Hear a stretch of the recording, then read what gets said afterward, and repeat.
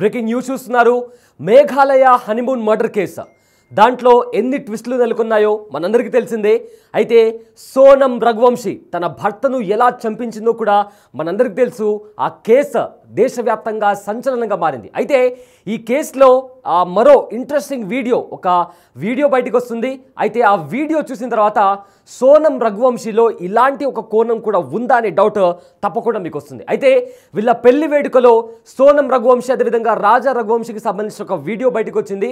ఆ వీడియోలో సోనం రఘువంశీ చాలా నవ్వుతూ ఒక ప్లెజెంట్ స్మైల్తో మాట్లాడుతూ తన భర్త రాజా రఘువంశీ చేయి పట్టుకొని కూడా తను నవ్వుతూ అక్కడే స్టేజ్ పైన చాలా స్నేహపూరితంగా తను మాట్లాడుతున్న వీడియో ఒకటి ఇప్పుడు ప్రజెంట్ వైరల్ అవుతుంది. అయితే ఆ వీడియో చూశాక అసలు ఈ మర్డర్ చేసింది సోనమేనా అన్న డౌట్ కూడా మీకు కూడా ఖచ్చితంగా వస్తుంది.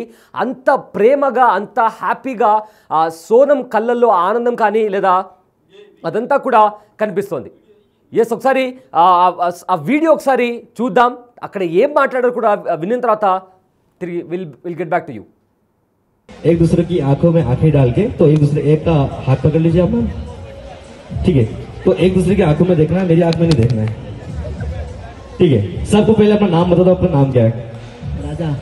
ठीक है, तो आपको बोलना है इनकी आंखों में आंखें डाल के कि मैं राजा यह वचन देता हूँ कि शादी के बाद रोज सुबह सबसे पहले मैं उठूंगा, मैं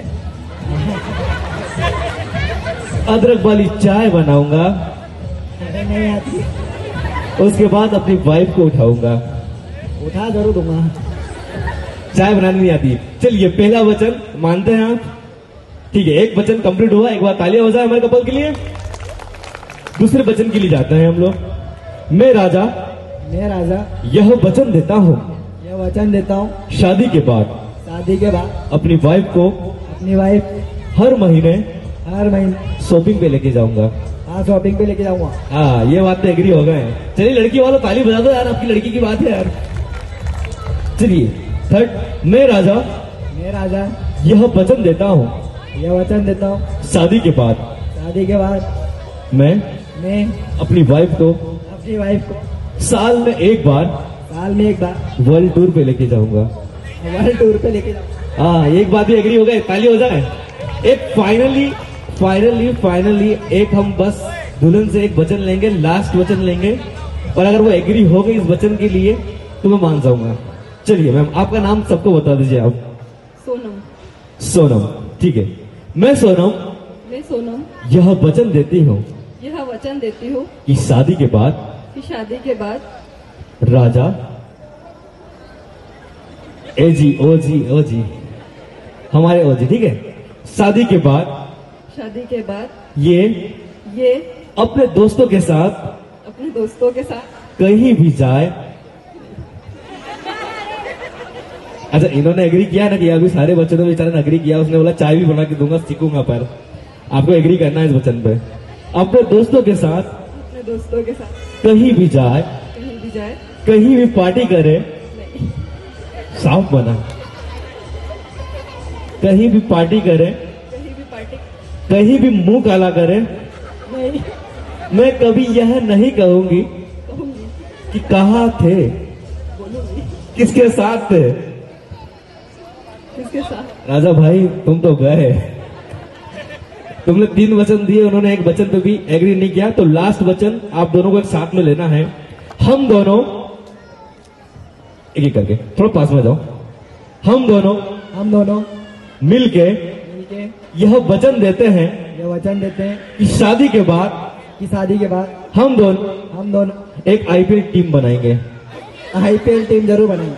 हाँ, बच्चों की आईपीएल टीम बनाएंगे आप। एक बार हमारे दोनों कपल्स के लिए एक बार जोरदार ताली हो जाए। Thank you sir, thank you ma'am, thank you so much for coming.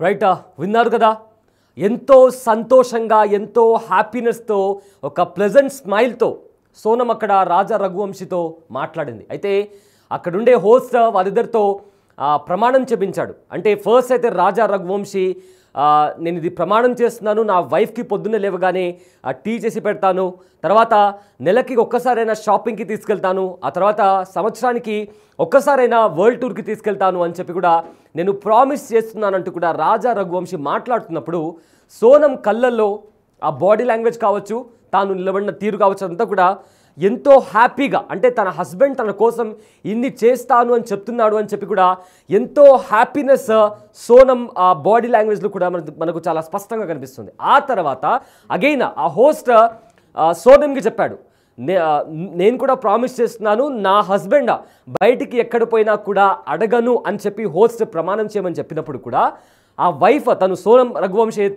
తను ఏం చెప్పింది, లేదు నేను అడుగుతాను, ఖచ్చితంగా నా హస్బెండ్ ఎక్కడున్నాడు, ఎవరితో వెళ్తున్నాడు, ఇవన్నీ కూడా అడుగుతాను అంటూ కూడా నవ్వుతూ కాస్త సిగ్గుపడుతూ కూడా ఆవిడ సమాధానం ఇచ్చింది. ఆ తర్వాత అంటే ఎంతో క్లియర్గా ఈ మర్డర్ సోనం చేసిందా అనేంతలా అసలు ఎవరు నమ్మరు, అంత హ్యాపీ మూమెంట్లో, అంత జాయ్ఫుల్ మూమెంట్లో, అంత ప్లెజెంట్ స్మైల్తో కూడా ఆవిడ కంప్లీట్గా ఇన్వాల్వ్ అయిపోయింది.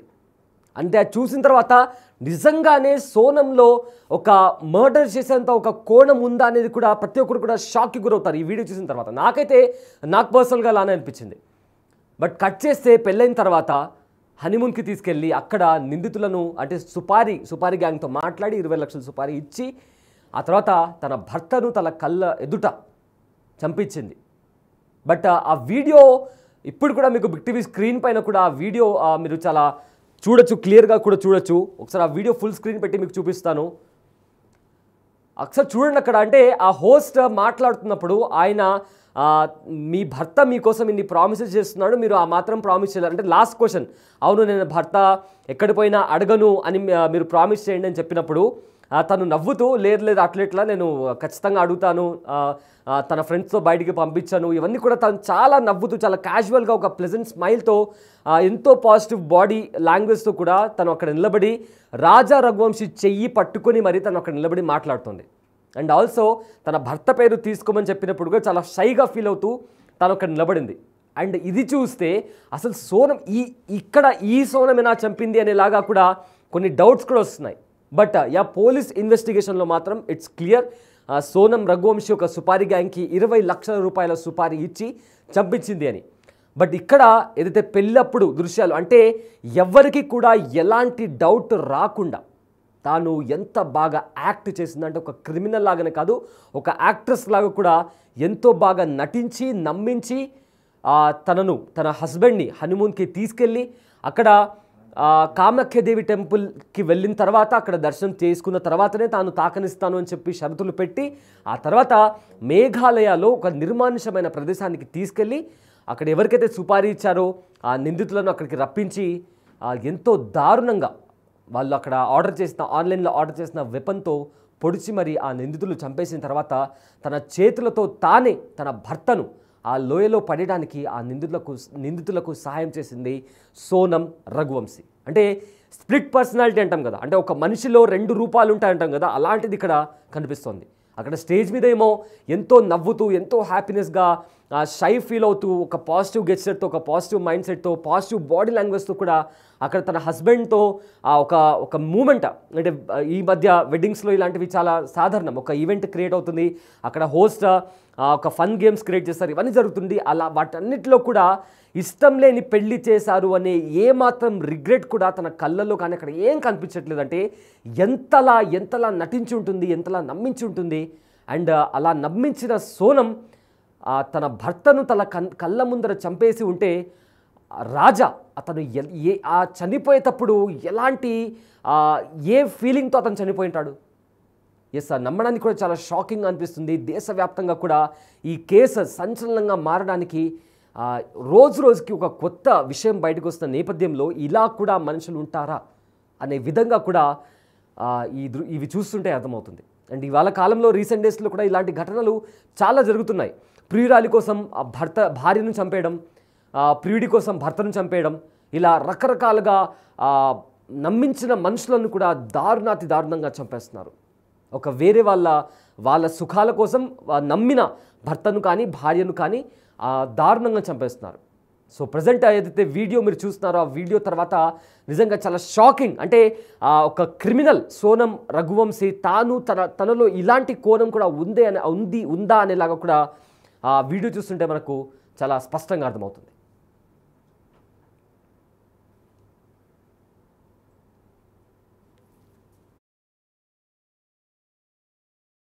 डाल के तो एक का हाथ पकड़ लीजिए आप मैम, ठीक है। तो एक दूसरे की आंखों में देखना है, मेरी आंख में नहीं देखना है, ठीक है। सबको पहले अपना नाम बता दो, अपना नाम क्या है? राजा।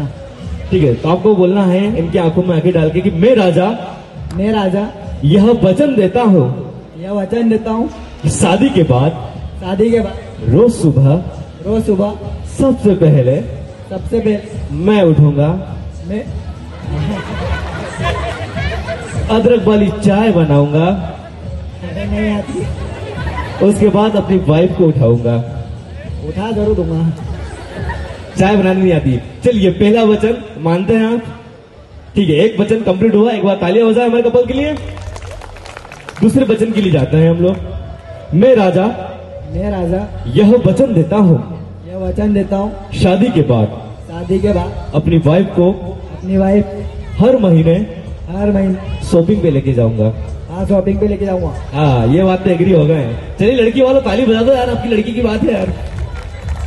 चलिए थर्ड, मैं राजा यह वचन देता हूँ शादी के बाद मैं अपनी वाइफ को साल में एक बार वर्ल्ड टूर पे लेके जाऊंगा। हाँ, एक बात भी एग्री हो गए, ताली हो जाए। एक फाइनली एक हम बस दुल्हन से एक वचन लेंगे, लास्ट वचन लेंगे, और अगर वो एग्री हो गई इस वचन के लिए तो मैं मान जाऊंगा। चलिए मैम, आपका नाम सबको बता दीजिए आप। सोनम, ठीक है। मैं सोनम यह वचन देती हूँ कि शादी के बाद राजा ओ जी हमारे ओ जी, ठीक है। शादी के बाद ये अपने दोस्तों के साथ कहीं भी जाए। अच्छा, इन्होंने एग्री किया ना कि अभी सारे बच्चों ने बेचारे ने एग्री किया। उसने बोला चाय भी बना के दूंगा, सीखूंगा, पर आपको एग्री करना है इस वचन पे। अपने दोस्तों के साथ कहीं भी जाए, कहीं भी पार्टी करे, साफ बना, कहीं भी पार्टी करे, कहीं भी मुंह काला करे, मैं कभी यह नहीं कहूंगी कि कहाँ थे, किसके साथ थे। राजा भाई तुम तो गए, तुमने 3 वचन दिए, उन्होंने एक वचन पे भी एग्री नहीं किया। तो लास्ट वचन आप दोनों को एक साथ में लेना है। हम दोनों एक करके, थोड़ा पास में जाओ। हम दोनों मिलके यह वचन देते हैं कि शादी के बाद हम दोनों एक आईपीएल टीम बनाएंगे। आईपीएल टीम जरूर बनाएंगे। हाँ, बच्चों की आईपीएल टीम बनाएंगे आप। एक बार हमारे दोनों कपल्स के लिए एक बार जोरदार ताली हो जाए। Thank you sir, thank you ma'am, thank you so much for coming. एक दूसरे की आंखों में आंखें डाल के तो एक का हाथ पकड़